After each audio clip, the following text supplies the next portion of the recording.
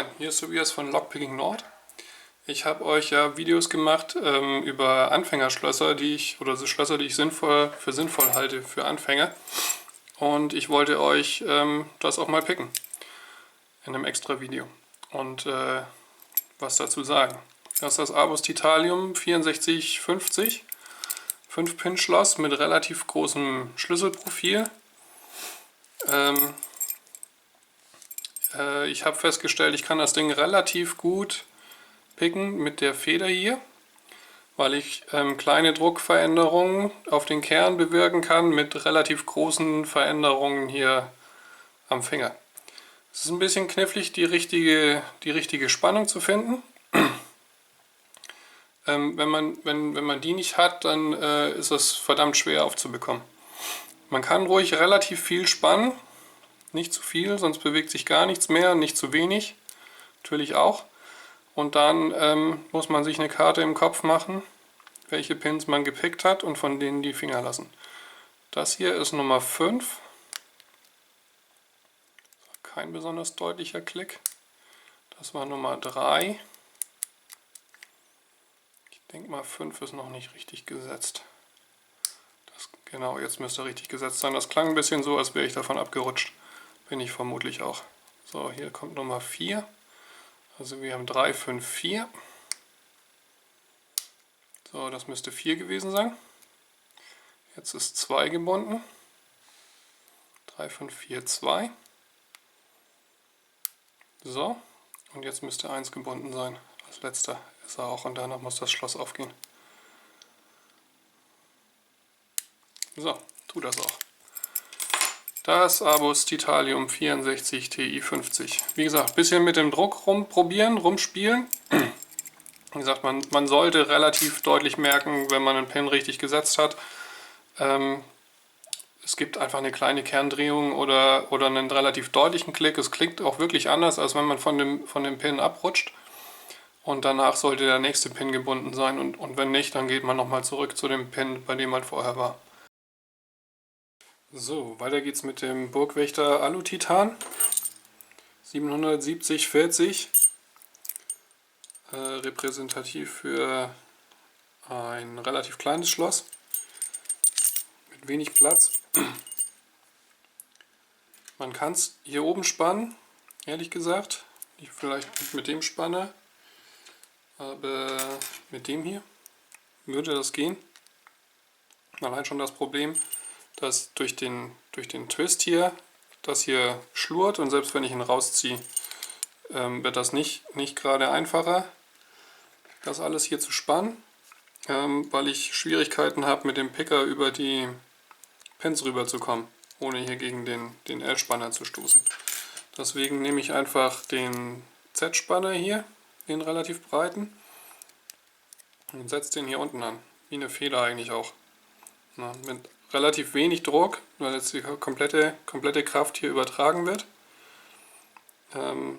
Setz 4. Hier ist gebunden. So. Das müsste 3 sein. Ne, das war 2. Das ist 3. 1. Müsste noch 5 fehlen.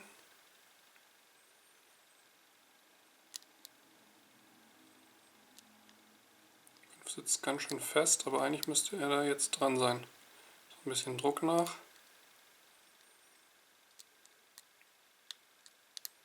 4 saß auch noch nicht richtig, glaube ich. Ich habe noch eine kleine Kerndrehung gekriegt bei 4. Wie gesagt, müsste jetzt eigentlich alles gesetzt sein bis auf 5. Dann bin ich da nicht auf 5. Doch, muss ich sein.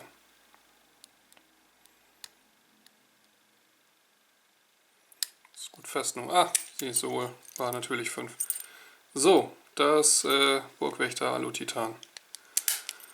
Na, ähnlich pickt sich auch das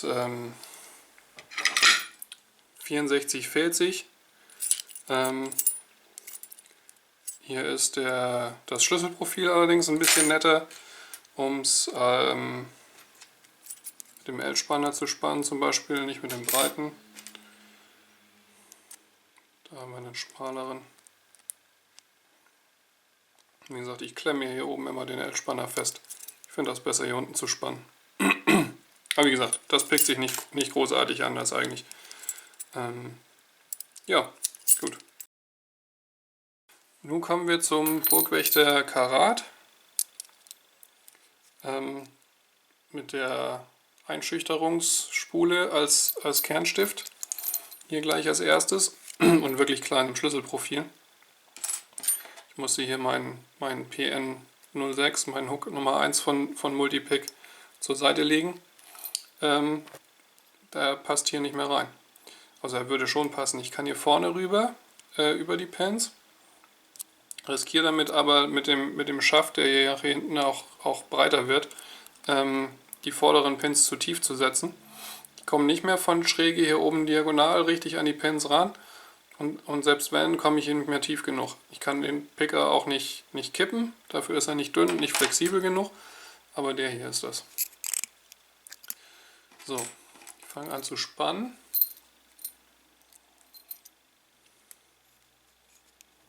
So mittelmäßig hinten rein, leicht diagonal hier oben rüber und bleibt bei Pin Nummer 3 hängen.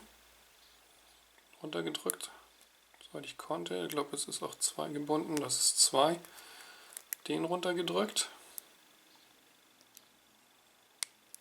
Jetzt habe ich auch einen Klick bekommen. 3 war auch noch nicht tief genug unten. Jetzt habe ich eine Kerndrehung.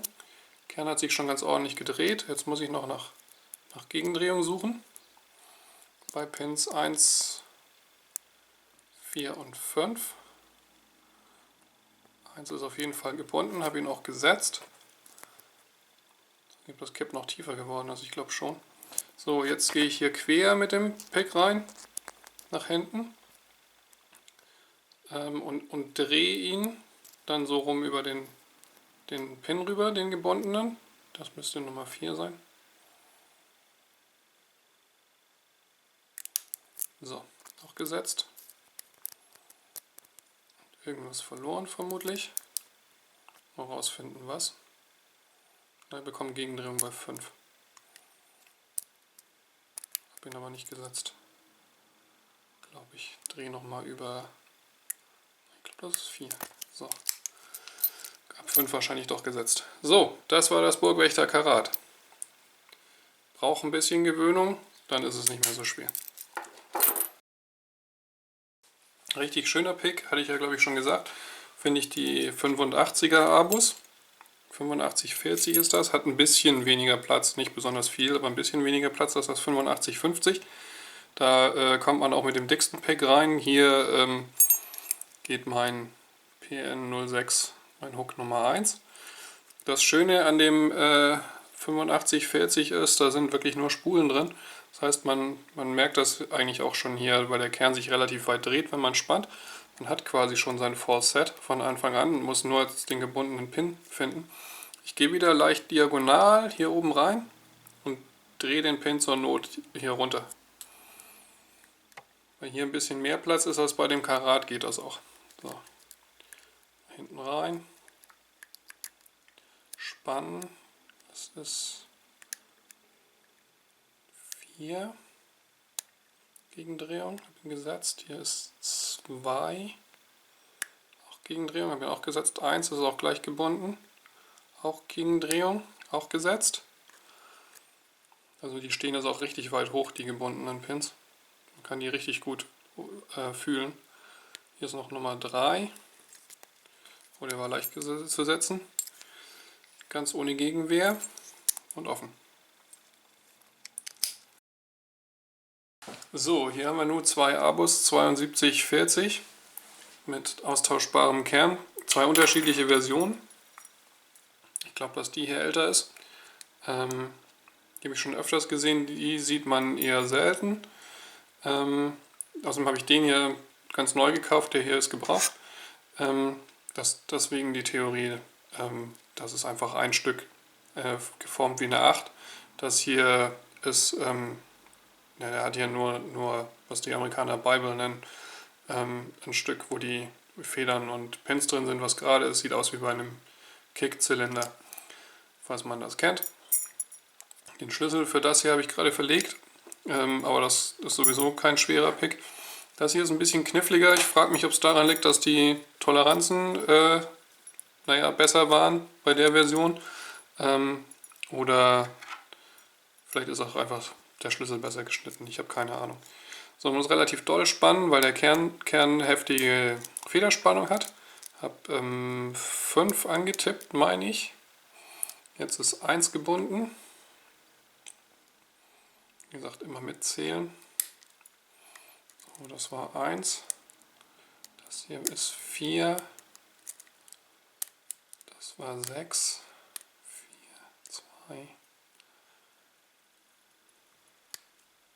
Jetzt noch ein bisschen tiefer.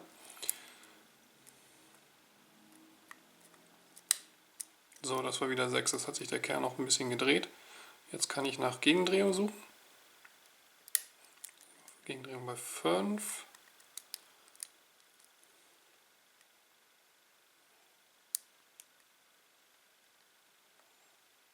6 ist gut.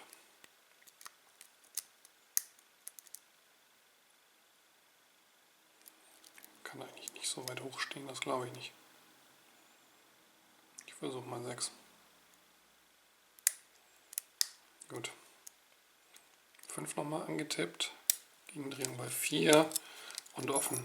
Wie gesagt, bisschen kniffliger. So, das ist das zweite. Eigentlich genau die gleiche Federspannung.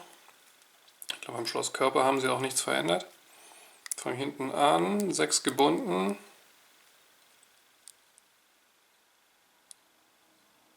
Kann ihn aber gar nicht so tief setzen. Jetzt habe ich ihn tief genug gesetzt. 2, 1, 3, ne 4 war das, das ist 3.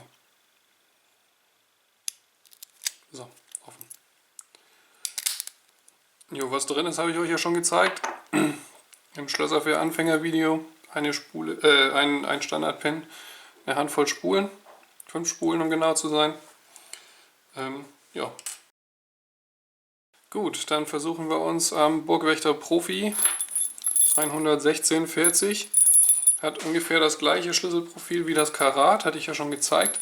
Aber ein bisschen größer, deswegen funktioniert auch mein Hook 1 wieder. Und ich spanne hier unten mit dem Flachspanner.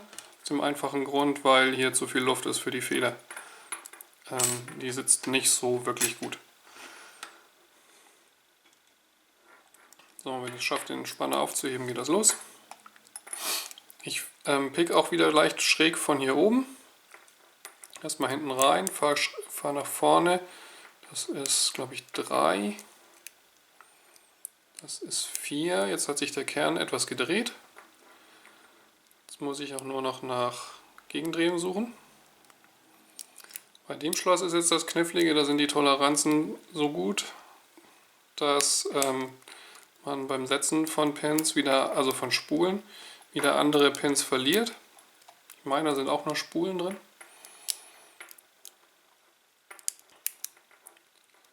So.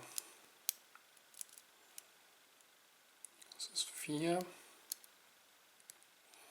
Ich muss ja eigentlich immer nur gucken, dass ich mein Full Set bekomme, indem ich die gebundenen Pins setze und dann nach Gegendrehung suche. Gegendrehung bei 1. Hier ist 5 gebunden wieder. Gib mir Gegendrehung. Jetzt steht kein Pin mehr hier prominent drauf. 3 gibt Gegendrehung und habe 1 wieder verloren. 2 auch. Die zweite schon gesetzt hatte. Ich muss jetzt nicht aufpassen, welche Pins ich schon gesetzt habe und welche nicht. Allerdings, dass ich sie nicht zu tief setze, was jetzt gerade passiert ist.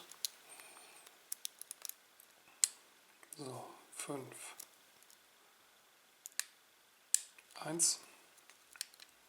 Also ist eine schöne Sache so mit Spulen und Gegendrehung an sich. Immer vorausgesetzt, man verliert nicht zu viele Pins beim Setzen.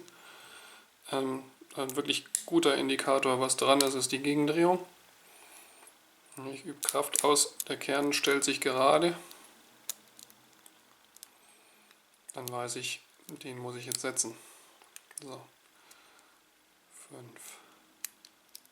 Gegendrehung bei 4. Ich hoffe, das geht jetzt bald mal auf.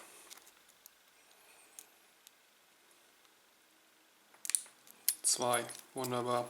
Wie gesagt, man kann unter Umständen auch 10 oder 15 Pin setzen müssen, um so eins aufzubekommen. Ist eher was für Fortgeschrittene. Ja, das war es wieder für heute. Ich hoffe, das hat ein bisschen geholfen. Wenn noch irgendwas fehlt an Info oder irgendwelche anderen Probleme auftreten, schreibt gerne einen Kommentar oder eine Nachricht oder eine E-Mail. Und wir sehen uns beim nächsten Mal. Und tschüss.